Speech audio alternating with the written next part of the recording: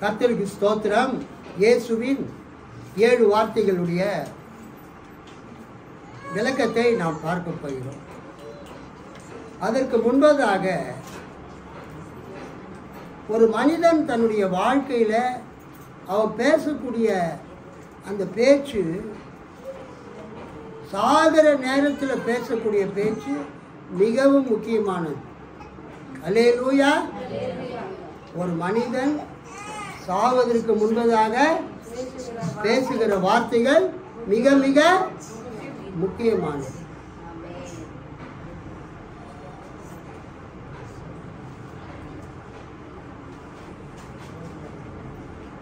Last sayings of a person, ஒரு நபருடைய இறுதி பேச்சு. பொதுவாக மரண நேரத்தில் அனைவரும் உண்மையை கூறுவார்கள். நல்லா தெரிஞ்சுக்கணும். ஒரு ஆள் நல்லவரோ ஒரு ஆள் கெட்டவரோ, அவர் சாகும்போது தனக்கு பக்கத்தில் இருக்கிறவங்கள பார்த்து அவர் சொல்லக்கூடிய வார்த்தைகள் ரொம்ப ரொம்ப முக்கியமானது. அது உண்மையாக தான் இருக்கும். மேத்யூ அர்னால்டு, அவர் ஒரு ஆங்கில கவிஞர். மேத்யூ அர்னால்டு அவர் எழுதிய ஷோராப் அண்ட் ரஸ்டம் ஆங்கில நெடுங்கவிதையில், லாங்கர் போயம்,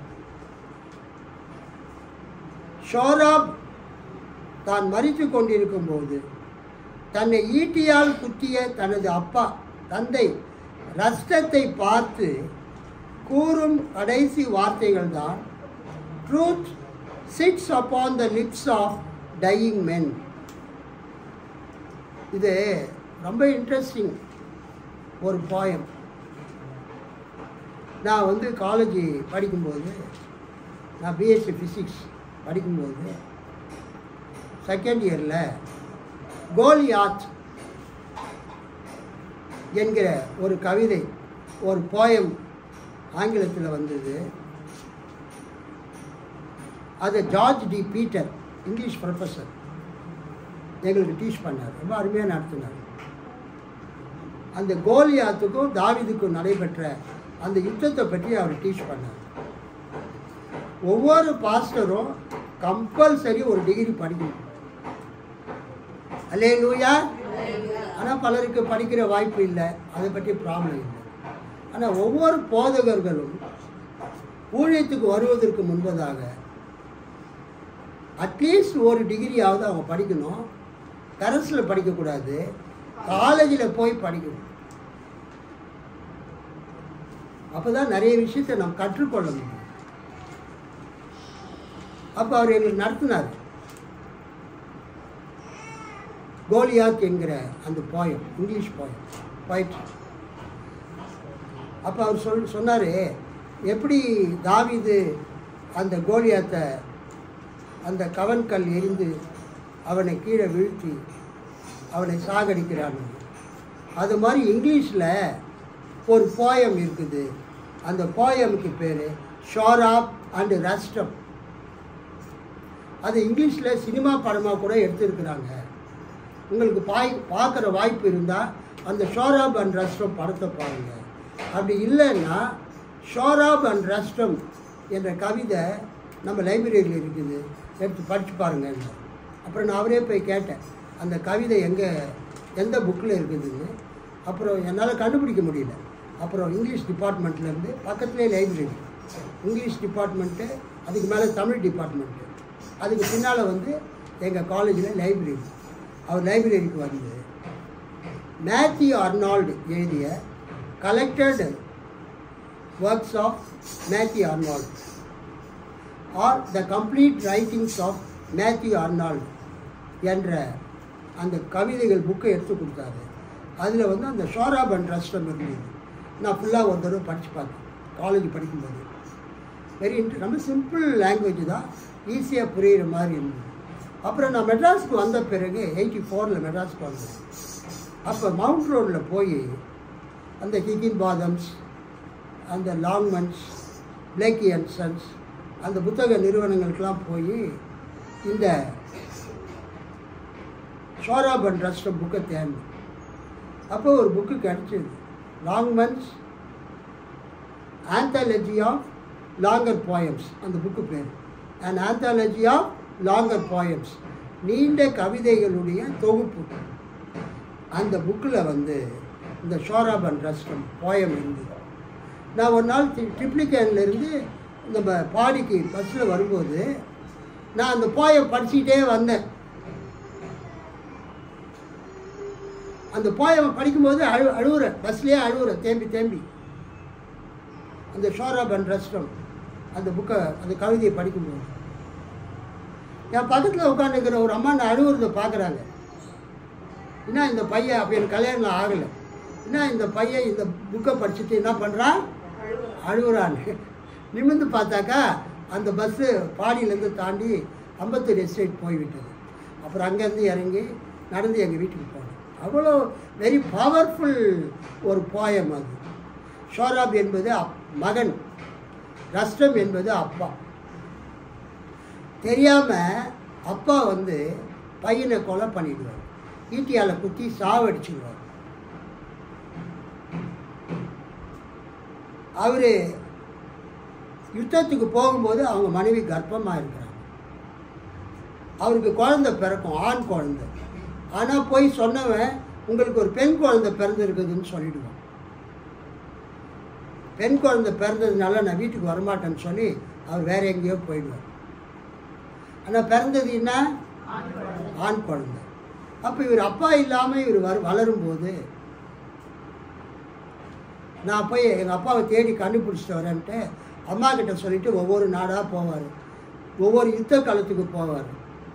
அந்த யுத்த காலத்துக்கு போகும்போது அங்கே ரஸ்டம் நிற்பார்.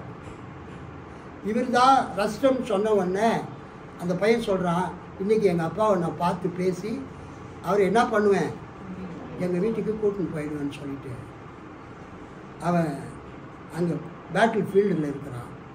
பயங்கரமாக சண்டை நடக்கும். இவன் எய்த அந்த அம்பினால் அவங்க அப்பா வந்து நிலை தடுமாறி அவர் கீழே விட போவார். அப்போ அவர் சொல்லுவார், இந்த ரசத்துக்கூடியா நீ மோதுற அப்படின்னு சொன்ன உடனே இவன் கையில் இருக்கிற கத்தி என்ன பண்ணுவான், கீழே போட்டுடுவான், ஈட்டியை கீழே போட்டுடுவான். அந்த ரஸ்டம் வந்து தன் ஈட்டியால் அந்த மகன் ஷோராபை குத்திடுவான். அப்போ அவனுக்கு உயிர் போக போகும். அப்போ அவன் சொல்லுவான், நீங்கள் வந்து நான் நிராயுதபாணியாக நான் இருக்கும்போது நீங்கள் வந்து என்னை குத்துனீங்க,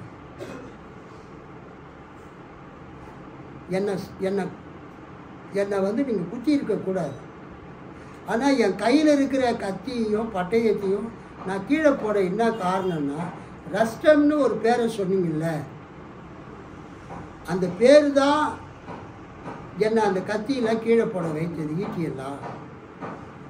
எங்கள் அப்பா தான் ரஸ்டம், அவரை நான் தேடிட்டு இருக்கிறேன்.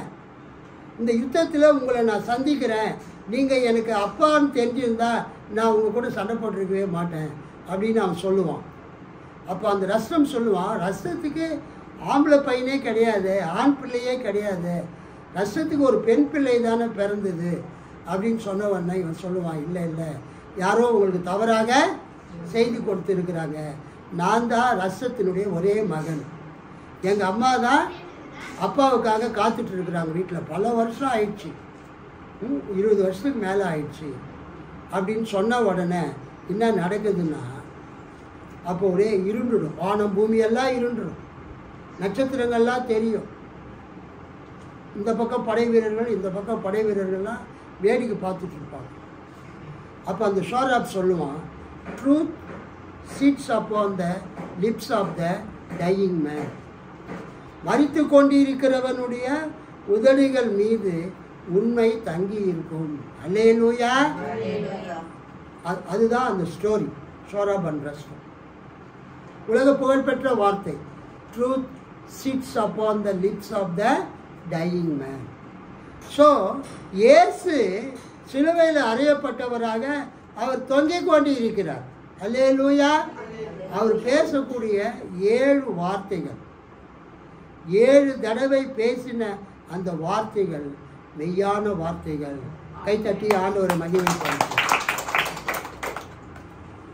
இயேசு சிலுவையில் பேசின அந்த 7 வார்த்தைகளில் முதல் வார்த்தை என்னதுங்க?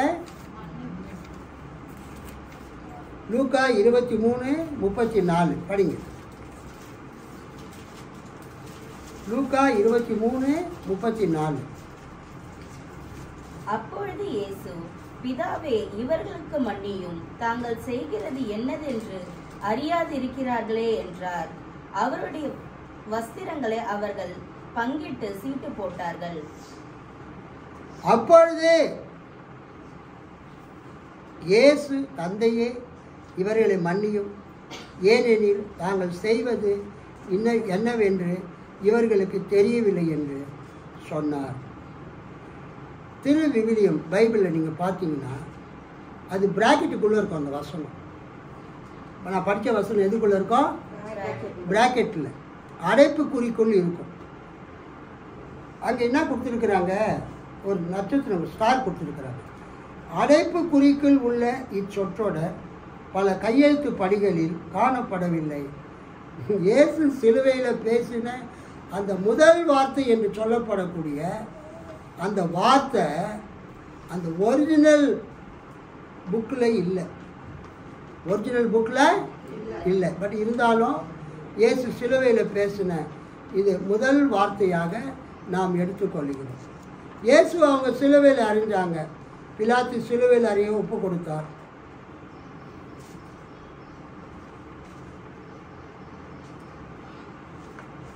நிறைய பேர் குற்றம் சாட்டினாங்க. யூத மத தலைவர்கள்லாம் இயேசு சிலுவையில் அறிஞ்சாங்க. நம்ம என்ன பார்க்குறோன்னா, இயேசு எந்த தப்பும் பண்ணவே இல்லை. அல்லேலூயா. ஆனால் அவர் சிலுவையில் அறைந்தார்கள். இயேசு சொல்கிறார், பிதாவே, இவர்களை மன்னியும், தாங்கள் செய்வது இன்னதென்று அறியாதிருக்கிறார்கள். யூதர்களுக்கும் ரோமர்களுக்கும் இயேசு யாருன்னே தெரியல. தெரியாதனால்தான் அவங்க இயேசு சிலுவையில் அறைஞ்சாங்க. இங்கே நம்ம என்ன பார்க்குறோன்னா,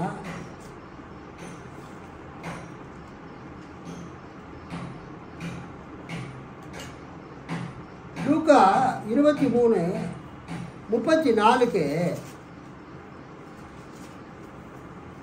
ஒரு நோட்ஸ் கொடுத்துருக்குறாங்க. என்னன்னா, காஸ்பல் ஆஃப் த நசரேயன்ஸ். அந்த புக்கில் ஏசாயா 53:12 விளக்கம். As it is set in the gospel of the Nazarenes. இயேசு, பிதாவே, இவர்களுக்கு மன்னியும், தாங்கள் செய்கிறது என்னதென்று அறியாதிருக்கிறார்களே அப்படின்னு சொன்ன உடனே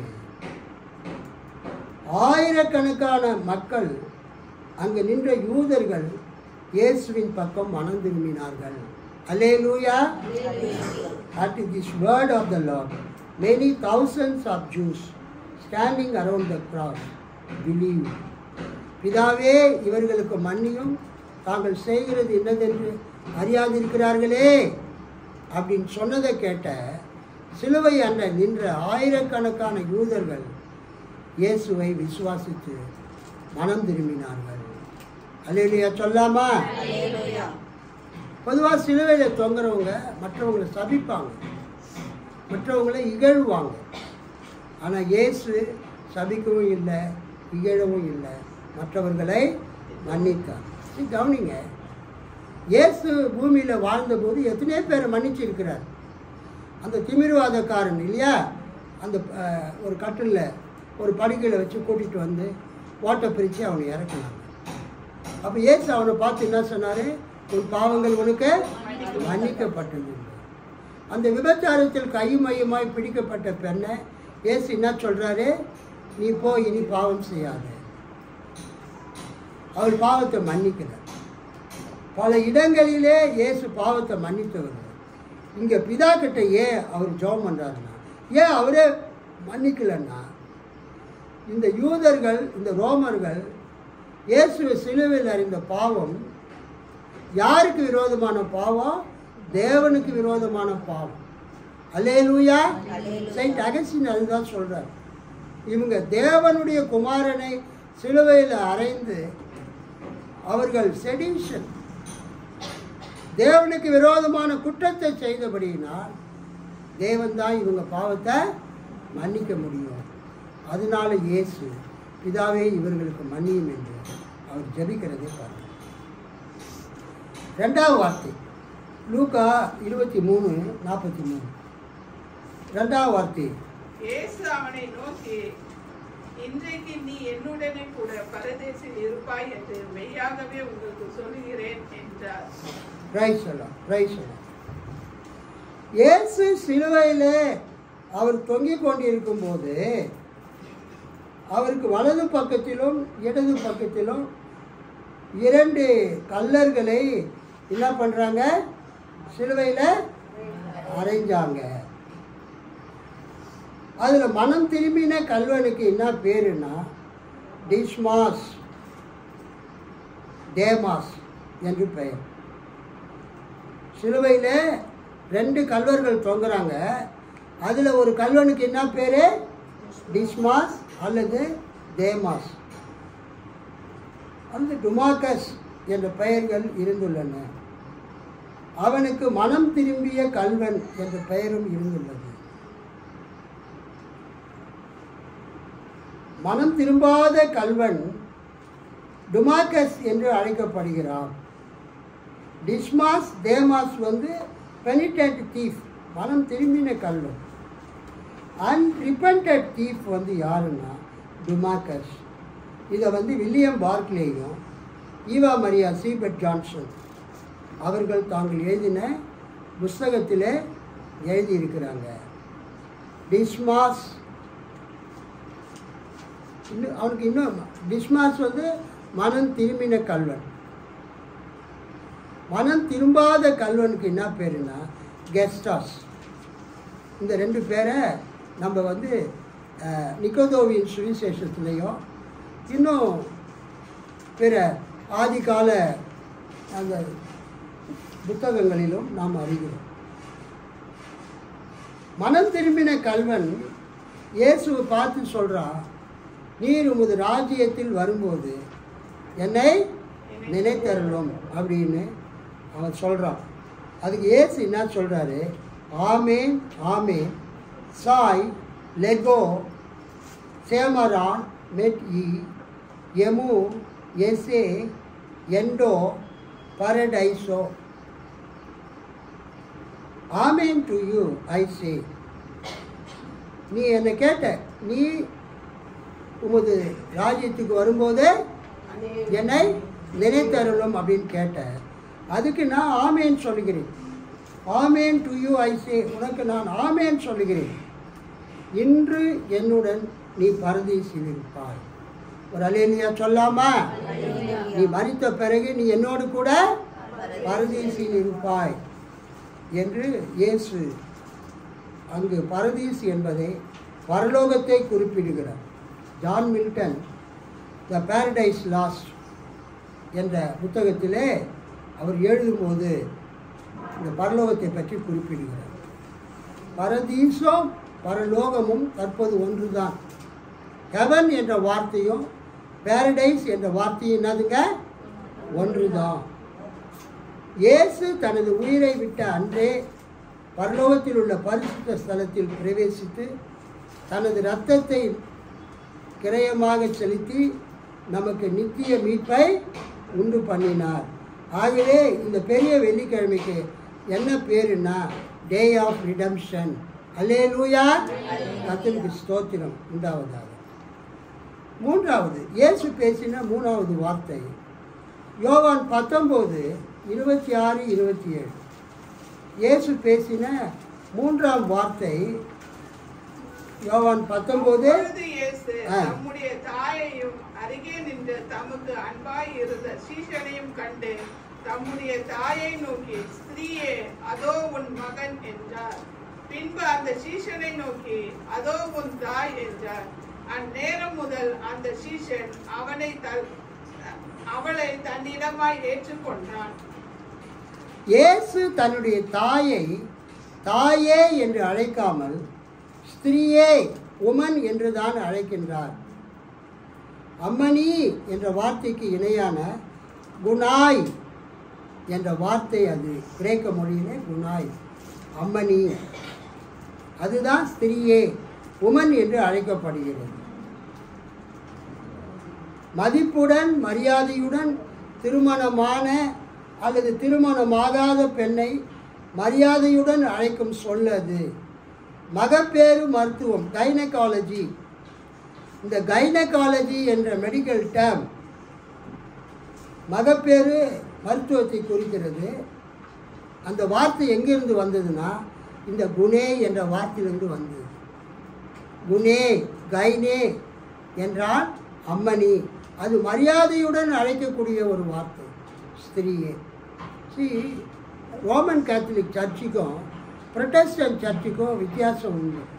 என்னன்னா ரோமன் கேத்தலிக் சர்ச்சு இயேசுவை நித்திய கன்னி என்று அழைக்கிறார்கள். Perpetual virginity of Mary. இயேசுவை பெற்ற பிறகு அவங்க கடைசி வரைக்கும் கல்யாணம் ஆகாமல் இருந்தாங்க அப்படின்னு சொல்கிறாங்க. ஆனால் புரொட்டஸ்டன்ட் சர்ச்சு என்ன நம்புதுன்னா இயேசுவை பெற்ற பிறகு மரியாளும் யோசேப்பும் கணவன் மனைவியாக வாழ்ந்து பல பிள்ளைகளை பெற்றெடுத்தார்கள் என்று சொல்லுகிறது. இதை நாம் மார்க்கு 6:3 படி கருதுகிறோம். ஒருத்தர் படிங்க மார்க்கு 6:3.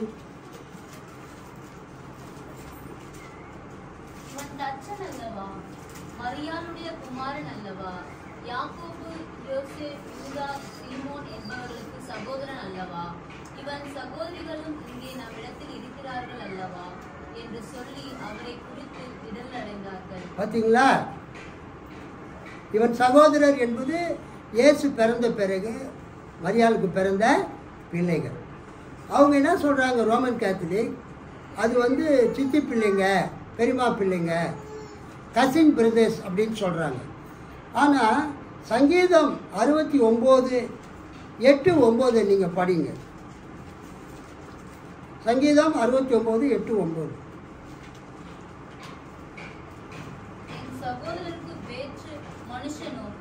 என் சகோதரருக்கு வேற்று மனுஷனும் என் தாயின் பிள்ளைகளுக்கு அந்நியனுமானேன். படிங்க. உம்முடைய வீட்டை குறித்து உண்டான பக்தி வைராக்கியம் என்னை பட்சித்தது. உம்மை நிந்திக்கிறவர்களுடைய நிந்தனைகள் என் மேல் விழுந்தது. இந்த வசனத்தில் சங்கீதத்தில் என் தாயின் பிள்ளைகளுக்கு அந்நியனுமானேன். இயேசு சிலுவையில் தொங்கும்போது மரியாள் பெற்றெடுத்த பிள்ளைகள் யாருமே அங்கே இல்லை, வரல.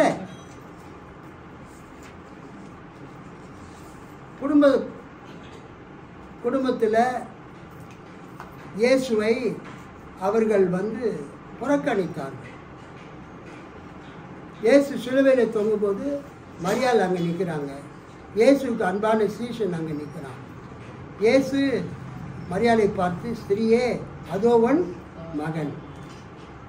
அந்த சீஷன் யோவானை பார்த்து இயேசு சொல்கிறாரு, அதோ உன் தாய். அந்த நேரமே அந்த சீஷன் மரியாளை தன்னுடைய தாயாக அவன் அழைத்து தன் இல்லத்துக்கு சென்றான். இங்கு இயேசுவின் தாயாகிய மரியாள் ஒரு மாதிரி சீடராகவும், மாடல் டிசைபிள், அன்பின் சீடன் யோவான் ஒரு சிறந்த சீடனாகவும், ஐடியல் டிசைபிள்ஸ் ஆர் ஐடியல் பிலீவராகவும் காட்டப்படுகிறார். இயேசு தன் தாயின் மீது மிகுந்த அன்புள்ளவராக இருந்தார். தனது மரணத்துக்கு பிறகு தன் தாயை கவனிக்கிற பொறுப்பை யாரிடத்தில் ஒப்பு கொடுத்தார்? தன்னுடைய அன்பின் சீடனாகிய யோவானிடத்திலே ஒப்பு கொடுத்தார். 4ஆம் வார்த்தை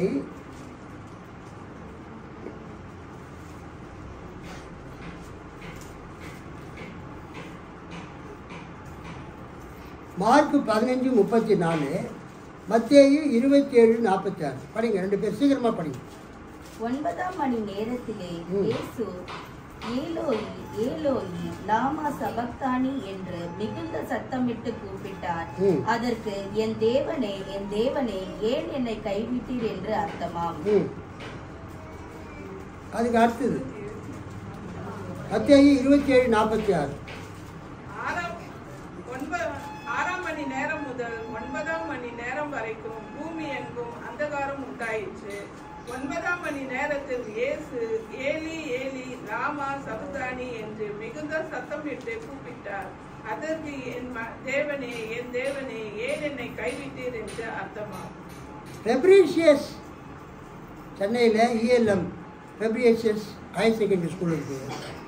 அந்த ஃபெப்ரீஷியஸ் வந்து இவாஞ்சலிக்கல் லீப்சிக் மிஷன் ஒரு மிஷினரி, பிஎல்சி சபையில் அவர் வந்து மிஷினரியாக இருந்தார். அவர் ஒரு பைபிள் டிரான்ஸ்லேட்டர். அந்த பைபிளுக்கு பேரே கோல்டன் வெர்ஷன் என்று பெயர். ஓல்டு வெர்ஷன் பழைய திருப்புதல் இப்போ நம்ம படிக்கிறோம். அதுக்கு அடுத்தது மோனகன் மொழிபெயர்ப்பு, ரிவைஸ்டு வெர்ஷன், திருத்திய மொழிபெயர்ப்பு வந்தது. அதுக்கு அடுத்தது இப்போ நம்ம வந்து சிஎல் பொது மொழிபெயர்ப்பு, திருவள்ளுவரையும் பொது மொழிபெயர்ப்பை யூஸ் பண்ணுறோம். இதுக்கு முன்னால் அந்த ஃபெப்ரீஷியஸ் ஜெர்மன்லேருந்து வந்தவர், லீப்சிக் மிஷனை சேர்ந்தவர். அவர் ஒரு பைபிளை மொழிபெயர்த்தார். அந்த மொழிபெயர்ப்புக்கு என்ன பேர்?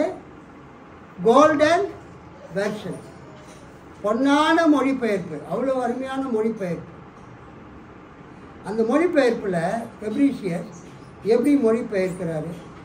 9ஆம் மணி வேளையில் இயேசு மகா சத்தமாய் ஏலோகி ஏலோகி லாமா சபக்தானி என்று கூப்பிட்டார். அதற்கு என் பராபரணி நீர் என்னை கைவிட்டதேது என்கிற அர்த்தம். மார்க் 15:34. மத்தேயு 27:46 9ஆம் மணி வேளையிலே இயேசு மகா சத்தமாய் ஏலி ஏலி லாமா சபக்தானி என்று கூப்பிட்டார். அது என் பராபரணி நீர் என்னை கைவிட்டதேது என்ற அர்த்தமாய் இருக்கிறது. மத்தேயு 27:46 ஃபெப்ரீஷியஸ் மொழிபெயர்ப்பு. ஃபெப்ரீஷியஸ் வந்து எப்படி மொழிபெயர்த்திருக்கிறாரு? என் தேவனே என் பராபரணே நீர் என்னை கைவிட்டது ஏது? நீர் எப்போ என்னை கைவிட்டு இருக்கிறீர்? அல்லேலூயா. நம்ம வச்சிருக்கிற பைபிள் எப்படி இருக்குது? ஏன் என்னை கைவிட்டீர். வேத புத்தகத்தில் பழைய முக்கியமான பாயிண்ட், வேத புத்தகத்தில் பழைய ஏற்பாட்டில் 2274 கேள்விகள் இருக்கிறது. புதிய ஏற்பாட்டில் 1022 கேள்விகள் இருக்கிறது.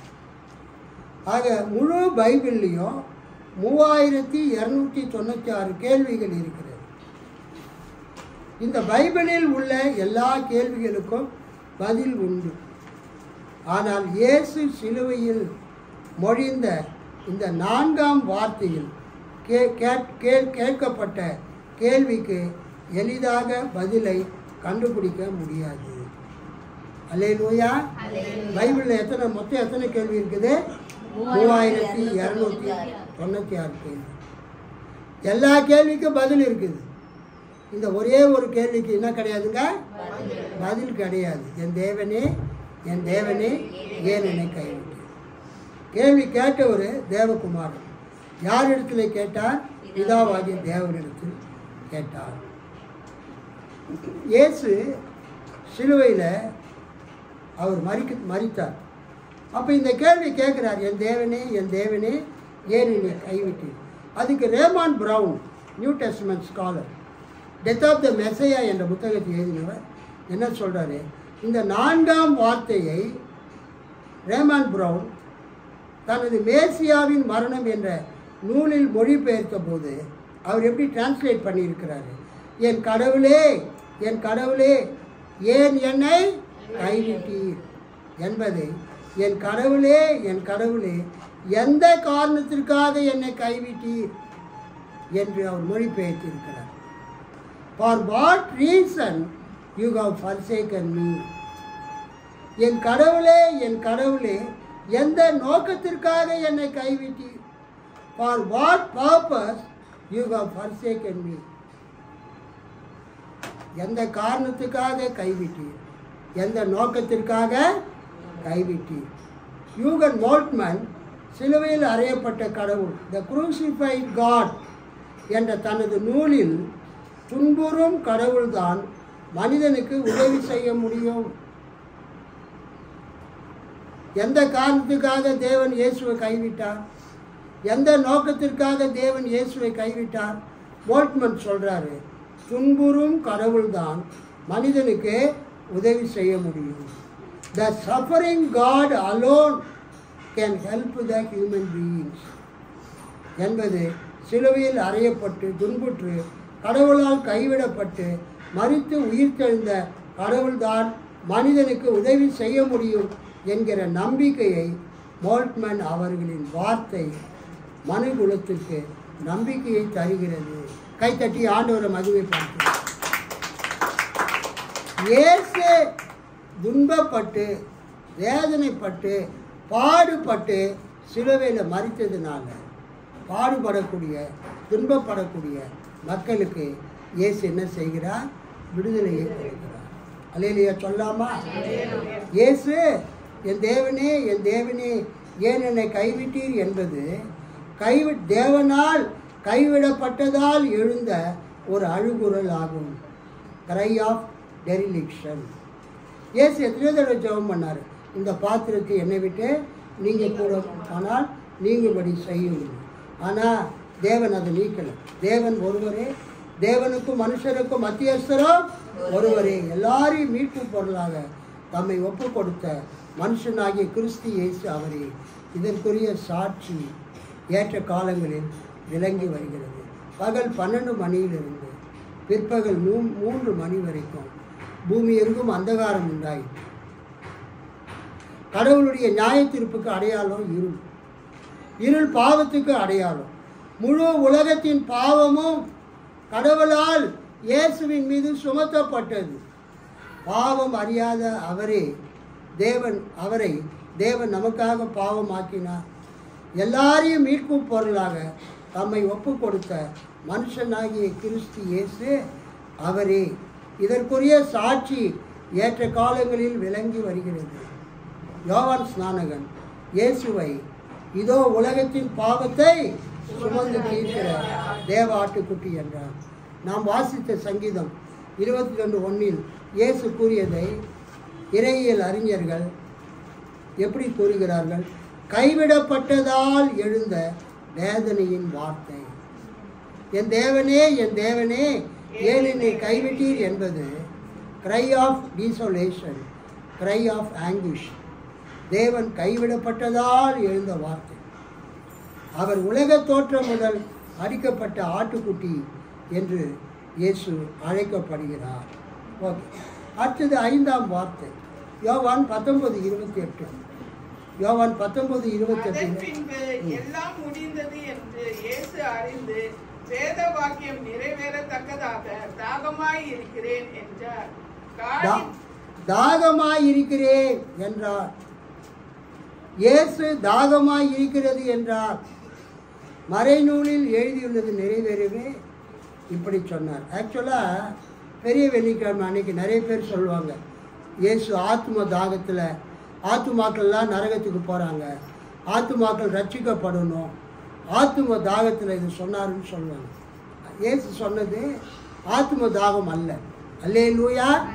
இயேசு சொன்னது அவருடைய சரீர தாகம். இயேசு பெரிய வியாழக்கிழமை அன்னைக்கு கெத்செமனே தோட்டத்தில் கைது செய்யப்படுகிறார். அந்த பாதி இரவு முழுவதும் அவர் தூங்கவில்லை, தண்ணீர் குடிக்கவில்லை. காலையில் வெள்ளிக்கிழமை காலையில் சிலுவையில் அறையப்படுறார். அவர் சாட்டையால் அடிக்கிறாங்க, முதுகெல்லாம் பிக்கப்படுகிறது. ஆணியால் அறையப்படுறாங்க. இயேசு அறையப்படுகிறார். கையில் கால் ஆணி அடிக்கப்படுகிறது. ரத்தம் பெருக்கெடுத்து ஓடுகிறது. நீங்கள் ஆக்சிடெண்ட் ஆன சைட்டை பார்த்தீங்கன்னா, பைக் ஆக்சிடெண்ட்டு, கார் ஆக்சிடெண்ட்டு, அந்த அடிப்பட்டவங்க சொல்லக்கூடிய முதல் வார்த்தை என்னது? தண்ணி தண்ணி, அதுதான் சொல்லுவாங்க. ஏன்னா ஆக்சிடெண்ட் ஆன உடனே அவங்க உடம்புல இருந்து ரத்தம் வெளியே இருக்கிறது. அப்போ தண்ணீர் குறையும் பொழுது தண்ணின்னு சொல்லுவாங்க. இயேசு இந்த பூமியில் வாழ்ந்தபோது அவர் மனிதனாக வாழ்ந்தாரா தேவனாக வாழ்ந்தாரான்னு ஒரு கேள்வி வருது. இயேசு அவர் மனிதனாக வாழ்ந்தார் அப்படின்னு சொன்னவங்க எபியோனிச கொள்கையாளர். இல்லை, இயேசு பூமியில் வாழ்ந்தபோது பார்க்கறதுக்கு மனிதராக இருந்தார், ஆனால் அவர் முழுவதும் தேவனாக இருந்தார். அவர் வந்து he was clad with human skin, மனிதனுடைய தோலினால் மூடப்பட்டிருந்த கடவுள் அப்படின்னு சொல்லி அவங்க சொல்கிறாங்க.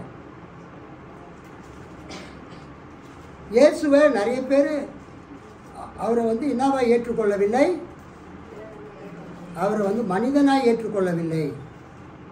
நிறைய பேர் இயேசுவை என்னவா ஏற்றுக்கொள்ளவில்லை, மனிதனாக ஏற்றுக்கொள்ளவில்லை. அவரை என்னவென்று ஏற்றுக்கொண்டாங்க. அவர் ஒரு மனிதனாக இருந்தார் அப்படின்னு சொன்னவங்க யாருன்னா எபியோனிச கொள்கையாளர். அவர் மனிதனாக இருந்தார்னு சொன்னவங்க யாருங்க? எபியோனிச கொள்கையாளர்கள். ஆனால் அவர் வந்து தேவனாக இருந்தார் என்று சொல்லுகிறவர்கள் டார்சட்டிச கொள்கையாளர்கள். இயேசு சிலுவையில் தொங்கும்போது அவர் தேவனாகவும் மனிதனாகவும் இருந்தார். அவருக்கு தெய்வீக தன்மையும் இருந்தது, மனித தன்மையும் இருந்தது. இயேசு சிலுவையில் தொங்கும்போது அவர் என்ன சொன்னார்? என் தேவனே, என் தேவனே, ஏன் என்னை கைவிட்டீர்?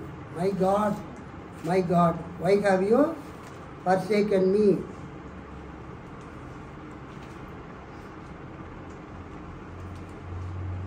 நான் படிக்கிறேன், கவனிங்க.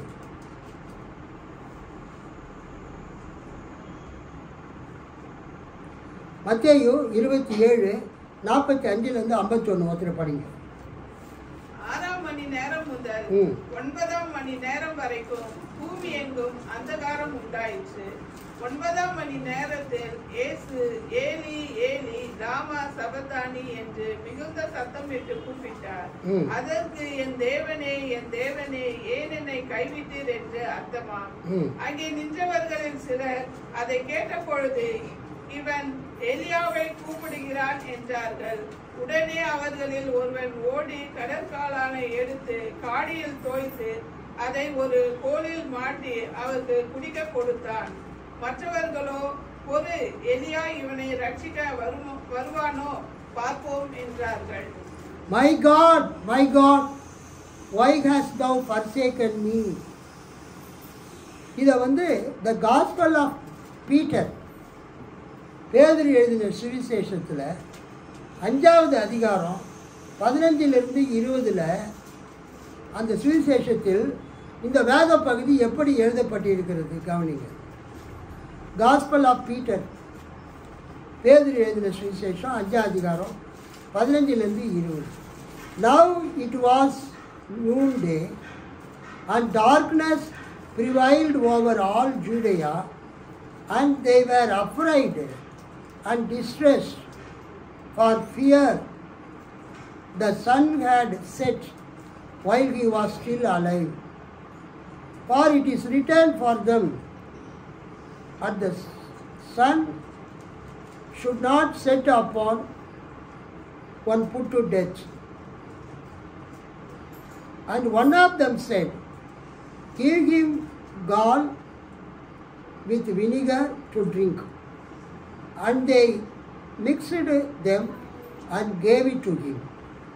And they filled all things and brought their sins to end upon their own heads. இப்போ நான் வாசிப்பது முக்கியம். And many went about with lamps, supposing it was light, and fell. And the Lord cried out, my power,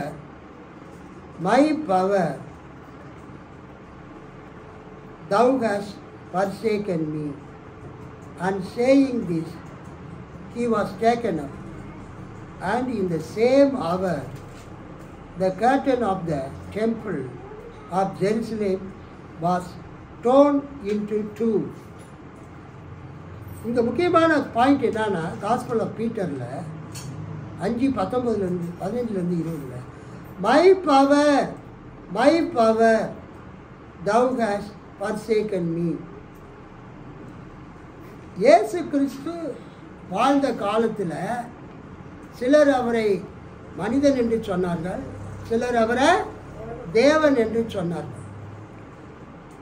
Gnosticism என்ற ஒரு கொள்கையே இருந்தது. அந்த Gnosticism என்ற கொள்கையில் இயேசு மனிதனாகவும் இருந்தார், இயேசு தேவனாகவும் இருந்தார். ஆனால் அவர் ஞானஸ்நானம் எடுக்கும்போது பரிசுத்தாவி அவர் மேலே வந்தார். அவர் சிலுவையில் அவர் ஜீவனை விடுவதற்கு முன்பதாக அந்த பரிசுத்தாவி அவரை விட்டுட்டு போய்விட்டார் அப்படின்னு அவங்க போதிச்சாங்க. ஸோ ஞானஸ்தானம் எடுக்கும்போது பரிசுத்தாவி அவர் மேலே வந்தார். அவர் சிலுவையில் தொங்கிக் கொண்டிருக்கும் போது பரிசுத்தாவி அவரை விட்டுவிட்டு போய்விட்டார். ஸோ என் தேவனே ஏன் என்னை கைவிட்டீர் என்ற அந்த வார்த்தைக்கு அவங்க என்ன விளக்கம் கொடுக்குறாங்க? காஸ்பல் ஆஃப் பீட்டரில் my power thou hast forsaken me. என்னுடைய வல்லமையே நீர் என்னை கைவிட்டு விட்டீர். ஸோ இயேசு சிலுவையில் தொங்கும்போது அவருடைய வல்லமை பரிசுத்தாவியானவர் அவரை விட்டு போய்விட்டார் என்கிற அர்த்தத்தில் அவர் கூறினார் என்று சொல்லுகிறார்கள். ஆனால் புதிய ஏற்பாட்டில் 27 வேத புத்தக நூல்கள் தான் இருக்குது. மத்தேயிலிருந்து வெளிப்படுத்தல் வரைக்கும் எத்தனை இருக்குது? 27 புக்கு. அந்த 27 புக்கில் இந்த காஸ்பல் ஆஃப் பீட்டரோ காஸ்பல் ஆஃப் நசரேயனோ வைக்கப்படவில்லை. அங்கே என்ன சொல்லப்பட்டிருக்கிறது? என் தேவனே ஏன் என்னை கைவிட்டீர். ஸோ இயேசு சிலுவையில் தொங்கும்போது முழு உலகத்தின் பாவமும் அவர் மேல் சுமத்தப்பட்டதுனால தேவனுடைய முகம் அவருக்கு மறைக்கப்பட்டது. அதனால் இயேசு தேவனை பார்த்து என் தேவனே ஏன் என்னை கைவிட்டீர் என்று சொன்னார். அடுத்தது 6வது வார்த்தை. அந்த 6வது வார்த்தையில் நம்ம என்ன பார்க்கிறோம்? யோவான் 19:30. இயேசு காடியை வாங்கின பின்பு முடிந்தது என்று சொல்லி தலையை சாய்த்து ஆவியை ஒப்பு கொடுத்தார். கிரேக்க வார்த்தை டெட்டலாஸ்டாய். Transaction is completed. நம்ம ஹோட்டலில் சாப்பிட போகிறோம், பே பண்ணுறோம். அந்த பில்லில் என்ன கொடுக்குறாங்க? சீலை அடித்து கொடுக்குறாங்க. என்ன அடிக்கிறாங்க? சூப்பர். அடிக்கடி நீங்கள் ஹோட்டலில் போய் சாப்பிட்றீங்கன்னு நினைக்கிறேன். ஹோட்டலில் போய் கப்பூர் தானே, கப்பூர்லேருந்து ஒரு அக்காவும் கப்பூர்லேருந்து தங்கச்சியும் வந்திருக்காங்க. கப்பூர்லேருந்து வந்த தங்கச்சி வந்து ரூபனுடைய பொண்ணு. அல்லேலூயா, கர்த்தருக்கு ஸ்தோத்திரம். ஹோட்டலில் போய் சாப்பிட்டுட்டு நீங்கள் பில்லை கொடுத்து காசை கொடுத்த உடனே அவன் என்ன சீல் அடிக்கிறான்? பெய்ட். இவங்க சாப்பிட்டதுக்கான பணத்தை கட்டிட்டாங்க. அதே மாதிரி நீங்கள் ஒரு கடன் வாங்குறீங்க, ஒரு லோன் வாங்குறீங்க, கார் வாங்குறீங்க, பைக் வாங்குறீங்க. நீங்கள் வாங்கி முடித்த பிறகு அந்த பியூலாம் கட்டி முடிச்சிட்ட பிறகு அவன் என்ன சீல் போடுறான்? Paid. Loan amount fully recovered or paid. இயேசு சிலுவையில் யூஸ் பண்ண வேர்டு டெட்டலஸ்டாய். முடிந்தது, கம்ப்ளீட்டட். It is finished. எல்லாம் முடிந்தது, அனைத்தும் நிறைவேறிவிட்டது. டெட்டலஸ்டாய், பேண்டா டெட்டலஸ்டாய். All has been completed. All was now finished. இயேசுவுக்கு கடவுள் கொடுத்த எல்லா வேலைகளையும் இயேசு செய்து முடித்து விட்டார். பிதாவாகிய தேவன் இயேசுவை எதற்காக இந்த பூமிக்கு அனுப்பினாரோ அந்த வேலைகளை எல்லாம் இயேசு செய்து முடித்து விட்டார், நிறைவேற்றி விட்டார். இந்த முடிந்தது என்ற வார்த்தைக்கு கிரேக்க புதிய ஏற்பாட்டில் பயன்படுத்தப்பட்டுள்ள சொல் டெட்டலஸ்டாய். இது தமிழில் நிறைவு செய்யப்பட்டது, முடிந்தது, நிறைவேற்றப்பட்டது, நிறைவேறியது. It has been completed, finished, accomplished and fulfilled என்று நாம் கூறலாம். டேட்ஸ் பைபிள் ரொம்ப ரொம்ப இம்பார்ட்டன்ட். டேட்ஸ் தனது ஸ்டடி பைபிளில் இயேசு சிலுவையில் முடிந்தது என்று சொன்ன யோவான் 19:30 வசனத்திற்கு பக்கங்கள் 211, 212 16 காரியங்களை குறித்து விளக்கம் அளித்திருக்கிறார்.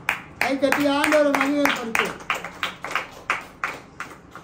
இயேசு சிலுவையில் எத்தனை காரியத்தை நிறைவேற்றி முடித்தார்? 16 காரியத்தை. What is finished? 16 things by Finis Jennings Dake in Dake's annotated reference Bible.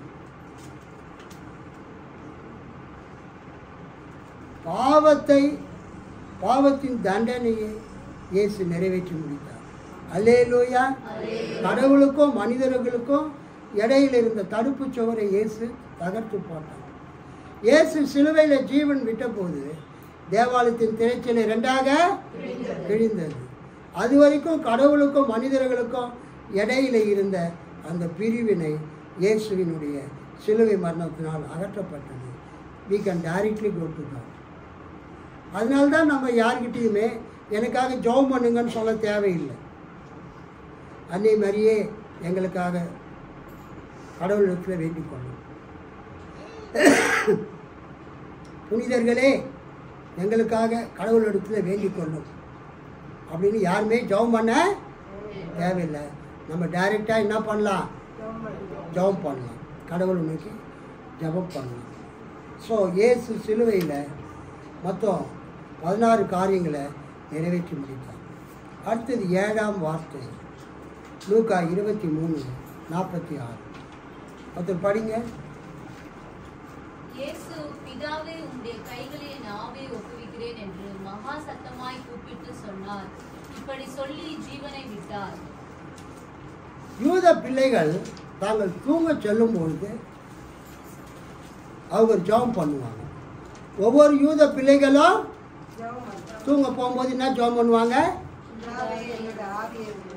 உமது கையில் என் உயிரை ஒப்படைக்கிறேன், வாக்கு பிறழாத இறைவனாகிய ஆண்டவரே நீர் என்னை மீட்டு அருளுவீர். சங்கீதம் 31:5. சங்கீதம் 31:5 யூத பிள்ளைங்க தூங்க போகும்போது பிதாவே என் ஆவியை உமது கையிலே ஒப்புவிக்கிறேன். அவங்க பிதாவே என்றதுக்கு அப்பா அப்படின்னு கூப்பிடுவாங்க. அப்பான்னா அருமை வார்த்தை. அது அப்பாவுக்கும் மகனுக்கும் உள்ள நெருக்கமான வார்த்தை. கிரேக்க மொழியில் பேட்டர் என்பது அப்பாவை குறிக்கிற வார்த்தை. ஆனால் இயேசு சிலுவையில் தொங்கும்போது பேட்டர் என்ற வார்த்தையை பயன்படுத்தாமல் அவர் எந்த வார்த்தையை பயன்படுத்தினார்? அப்பா, அப்பா என்ற வார்த்தையை அவர் பயன்படுத்தினார். பிதாவே உமது கைகளில் என் ஆவியை ஒப்புவிக்கிறேன். அந்த ஒப்புவிக்கிறேன் என்ற வார்த்தை ரொம்ப ரொம்ப இம்பார்ட்டன்ட். பேங்க்கில் ஒரு 10 லட்சம் ரூபாய் நீங்கள் ஒப்புவிக்கிறீங்க. என்னம்மா ரூச்சலம்மா, நீங்கள் தான் richest person in our church. வேறு யாராவது இருக்கிறீங்களாப்பா போட்டிக்கு ரூச்சலம்மா கூட? யாரு? இளவரசியா? இளவரசிக்கு நாகர்கோவில் போனோம். பேங்க்கில் போய் ரஞ்சினி ஒரு 10 லட்சம் ரூபாய் டெபாசிட் பண்ணு. ஏன்னா அவங்க வீட்டுக்காரு ஒரு பெரிய தொழில் அதிபர். ஆமேன்னு சொல்லுங்க. உதயசூரியன். அப்போ பேங்க் மேனேஜர் வாமா வாமா உட்காருங்கம்மா, ஐயா இது ஒரு டெபாசிட்டாக கொடுக்கணும் 10 லட்சம் ரூபாய். அவர் வாங்கி என்ன பண்ணிக்கிறாரு? வச்சுக்கிறார். திரும்ப அவங்க இன்னொரு நாளைக்கு போகிறாங்க. அன்றைக்கி அந்த 10 லட்ச ரூபாய் நான் போட்டினேன், அது எடுக்க வந்திருக்கிறேன். பேங்க் மேனேஜர் என்ன சொல்வார்? செக்கில் சைன் பண்ணி கொடுங்க. ஸோ ஒப்புவித்தல் என்ற வார்த்தைக்கு தமிழில் இங்கிலீஷுக்கு என்னங்க? டெபாசிட். உன் கையில் என் உயிரை ஒப்படைக்கிறேன் என்பதன் பொருள் யாது? ஒப்படைக்கிறேன் என்ற தமிழ் வார்த்தையின் மூல கிரேக்க வார்த்தை பரட்டி தெமி. பரட்டி தெமி அதுதான் கிரேக்க வார்த்தை. அதற்கு ஒருவரிடம் கொடுத்து வைப்பது, ஒருவருடைய பொறுப்பில் ஒப்படைப்பது. உங்களுடைய பணத்தை, உங்களுடைய பொருளை ஒருத்தர் கையில் என்ன பண்ணுறீங்க? ஒப்படைக்கிறீங்க. You deposit your money, you commit your belongings to one's charge. உங்களுடைய பொருட்களை இன்னொருத்தர்கிட்ட ஒப்படைக்கிறீங்க.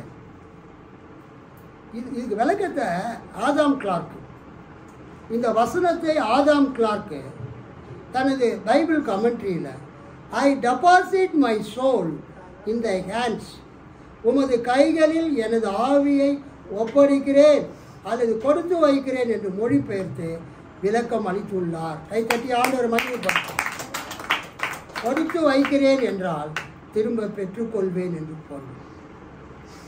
உமது கையில் என் உயிரை ஒப்படைக்கிறேன் என்ற சங்கீதம் 31:5 வசனத்தில் ஒப்படைக்கிறேன் என்ற வார்த்தைக்கு பாக்கெட், பாக்காடு என்ற எபிரேய வார்த்தை பயன்படுத்தப்பட்டுள்ளது.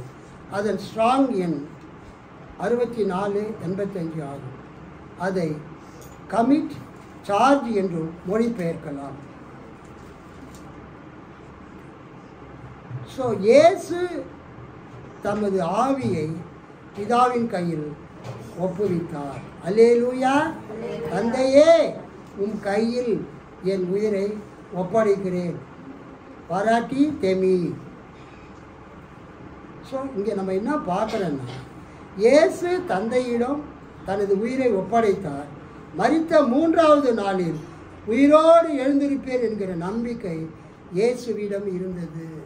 அல்லேலூயா. இயேசு சிலுவையில் தொங்கும்போது பிதா கிட்ட தமது ஆவியை ஒப்பு கொடுத்தார். 3 நாள் பொறுத்து அந்த ஆவியை என்ன பண்ணிக்கலாம்? தந்தைகிட்டேருந்து வாங்கி கொள்ளலாம். இயேசு தந்தையிடம் தனது உயிரை ஒப்படைத்தார். மரித்த 3வது நாளில் உயிரோடு எழுந்திருப்பேன் என்கிற நம்பிக்கை இயேசுவிடம் இருந்தது. தந்தையிடம் இயேசு தனது உயிரை ஒப்படைத்தார். Deposited his spirit to the father. மீண்டும் அதை உயிர்த்தெழும்போது திரும்ப பெற்றுக்கொண்டார் என்பதை எபிரேய கிரேக்க மூல வார்த்தைகள் விளக்குகின்றன. என் உயிரை என்னிடமிருந்து யாரும் பறித்து கொள்வதில்லை, நானாகவே அதை கொடுக்கிறேன். உயிரை கொடுக்கவும் எனக்கு அதிகாரம் உண்டு. என் தந்தையின் கட்டளையின்படியே நான் இப்படி செய்கிறேன். ஸோ இந்த அருமையான இந்த நேரத்தில் இயேசு மட்டும் தன்னுடைய உயிரை பிதாக்கிட்ட கொடுக்கல. இயேசுவினுடைய சீடர்களும் திருச்சபை பிதாக்களும் திருச்சபையின் சீர்திருத்தவாதிகளும் இயேசு சிலுவையில் மொழிந்த இந்த 7ஆம் சிலுவை திருமொழியை கூறியே தங்கள் உயிரை விட்டுள்ளனர். அல்லேலூயா. அவ்வாறு தங்களது உயிரை கர்த்தருடைய கரத்தில் ஒப்பு கொடுத்தவர்கள் முக்கியமான ஒரு சிலர் ஸ்தேவான், John Huss or John Hus, Martin Luther, Melanchthon ஆகியோர் ஆவார்கள். ஆக இந்த அருமையான நாளிலே இயேசு சிலுவையில் கூறின அந்த 7 வார்த்தைகளை சுருக்கமாக தியானிக்க கர்த்தர் உதவி செய்தார். Truth sits upon the lips of the dying man. மரித்து கொண்டிருக்கிற மனிதனுடைய உதடுகளின் மீது உண்மை அமர்ந்திருக்கும். இயேசு சிலுவையில் 7 வார்த்தைகளை பேசினார். அந்த 7 வார்த்தைகள் உண்மையான வார்த்தைகள், 7மே சத்தியமான வார்த்தைகள். அவைகளை தியானிக்க கர்த்தர் நமக்கு வாய்ப்பு கொடுத்ததற்காக எல்லா கைத்தட்டி ஆண்டவர்